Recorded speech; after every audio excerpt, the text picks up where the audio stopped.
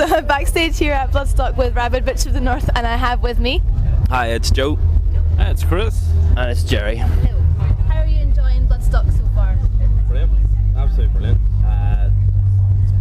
It's been crazy, just absolutely knackering. We're going about trying to get as many punters for Sunday as we can for our show today. Yeah. And so handing out free CDs, talking to everyone we possibly can, and trying to get bands in between that. Yeah. It's been brilliant, absolutely brilliant. So has anybody said that they're looking forward to your set? Or Quite a few people, yeah. which is very surprising, like, because you know, it's not something you expect to turn up. You know, obviously we're playing an important festival and stuff, but it just goes to show you that the groundwork that we've done, like sort of touring the UK, has paid off, and people recognise us and they're actually saying that they're looking forward to seeing us. So. Yeah, you're handing them a CD saying 3 o'clock Sunday, and they're like, yeah, no.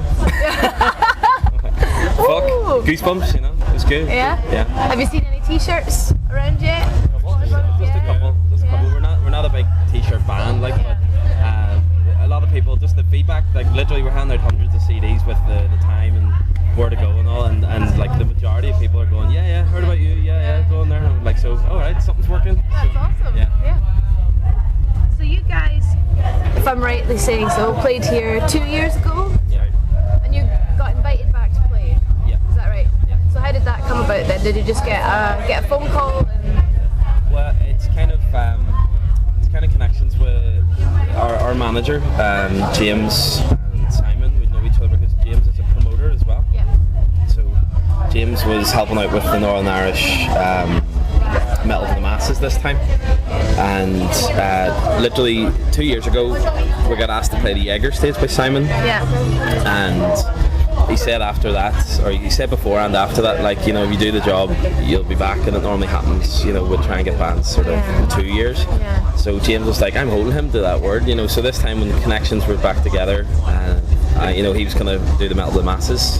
He was saying, so are the guys coming back? And Sim's like, yeah, of awesome. course. Yeah. So that must have felt pretty good then. Yeah. To have been invited back.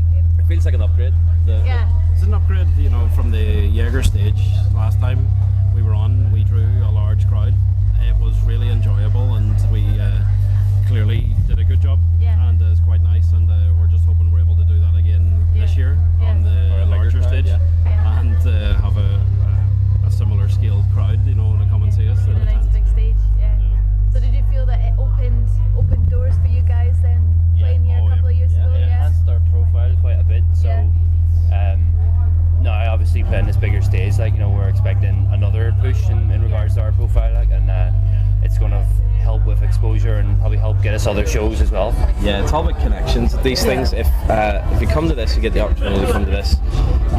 Don't go to the campsite and get fucked up for 3 days. Like, talk to other bands, make connections, whatever. It's you know, we're not all business, but we take this very serious, and we know now we're grown up enough to know that there's more to it than just playing good songs, which we do anyway. It just happens to do, you know. So just so happens. It just so happens. We are tremendously good, and we understand it. Yeah, put the sound cocky really. No, you're right. Now make the most of the opportunities. Like, speaking to a few bands, they were saying, you know, how different an environment this is compared to a gig. You know, you're here for 3 days. You have your fan base with you for those 3 days. Just grab as many people and as you can. there's a lot of people that might, you know, you turn their head. Yeah. And this is where you gain a fan base. That, yeah. You can't do that in your local pub and club. Build on that, But being able to say to people and have people know that we've played Bloodstock Festival twice is incredible, and it's just, you know, so few bands can say that. You know, and we're extremely privileged, lucky, and appreciative of being here. You know, so we're enjoying every minute of it. We're walking around, seeing everything, talking to everybody we can. You know, going to all the stalls, talking to everybody there. You know, and going to the campsites, talking to people in there as well. Right.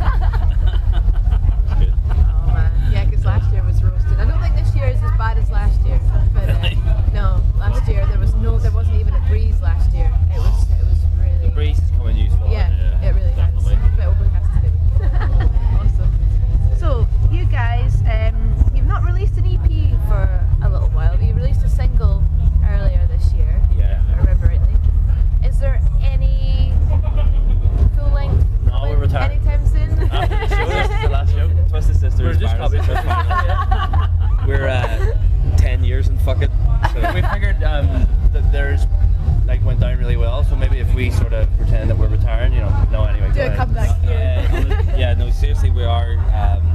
It's finally happening. We were held back. There's a big long story I'm not going to, but we had a plan set out. The single was to be out last year, very early last year. It ended up being early this year because we're on a Greek label and the Greek economy crashed. And there's a big. I'll not go into the politics, obviously, but like that held us back. And our plans were set back then. We were like, right, well, we want the single physically out when we're doing these things, so it's sort of starting now, and we held off. The songs are written, but we'll have a full album coming with a title as well, so you're the first one to probably tell it. So Nothing But a Bitter Taste, we're going to call it. We have Jason Hendry, the artist that did the single, Green Eyes artwork that inspired the music video. He's working on the album cover as well, so the artwork's coming. We've got a title for the songs. It's just recording it. We're quite happy. I think we're aiming for January next year as maybe release, sort of that ballpark around there. I hope, lucky might be out before, but we're planning early next year for the album.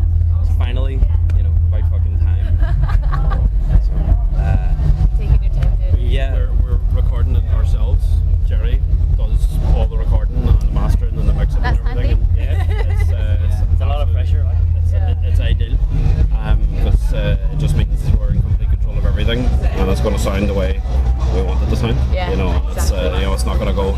This is the way I've done an album before, so we're going to record you guys the same, which is what we hear from other bands. We're all about that DIY sort of aspect of it, and some people might think that some of the production might be under par, but there's kind of a grassroots feel into it, more organic or older sort of feel to it then, which I think sort of really sets us apart from other bands that go in and they come out with the similar sort of sound because they're using the same studios that they have available to them and things like that. You can overproduce stuff, I think, as well, like quite a lot. Like there's nothing worse, in my opinion.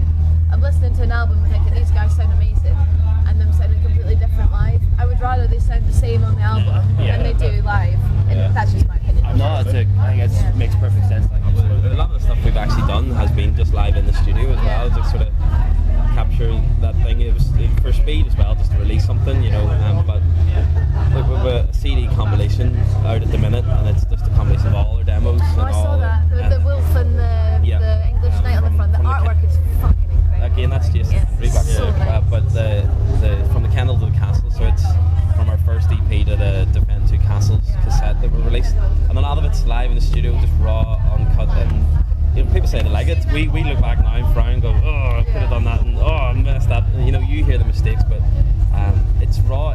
We love listening to bands, stuff like that. If you can get your hands on a fucking Judas Priest doing that in the studio, you'd shit, But this is going to be, isn't live in the studio. This is proper, like the Green Eyes single. So people like the sound of it. So on the same ballpark as that. Yeah.